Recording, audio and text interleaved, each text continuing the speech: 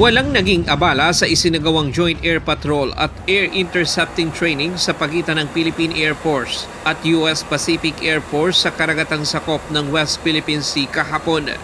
Kasama sa pagsasanay ang 3 FA-50 fighter aircraft ng Philippine Air Force at 2 B-1 bomber aircraft ng US Pacific Air Force na sa unang pagkakataon ay lumipad sa airspace ng Pilipinas.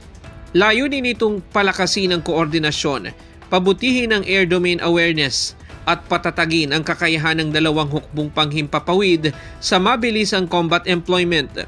This exercise is a crucial step in enhancing our interoperability, improving air domain awareness and agile combat employment, and supporting our shared bilateral air objectives.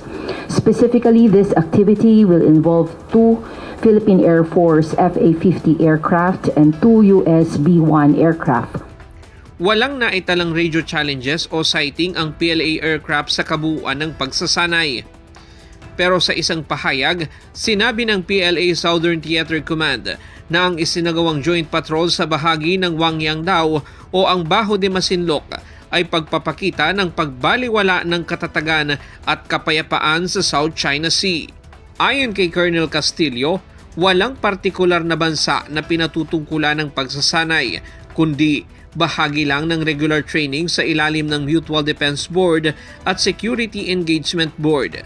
Kasama ang Bajo de Masinloc kung saan nagsagawa ng pagsasanay o Intensive Military Training Area o IMTA ang mga fighter jet ng Pilipinas at bomber aircraft ng US. Ryan Lacanlale, UNTV News and Rescue. Diyos ang aming sandigan, serbisyo publiko ang aming pinahahalagahan.